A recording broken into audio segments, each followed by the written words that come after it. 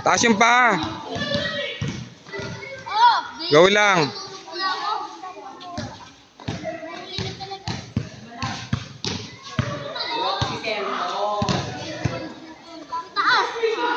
Bigyan nyo ng maayos sa kasama nyo. Para pag naglaro tayo, mabibigyan nyo ng maayos sa setter.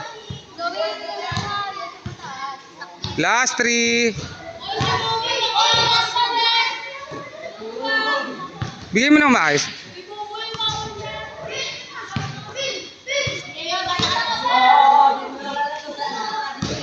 Walang bababa ah.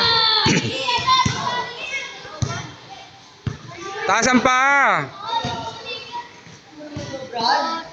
Last 1. Kaya yan. Kaya yan, tiwala lang. Di pa. O, kabilang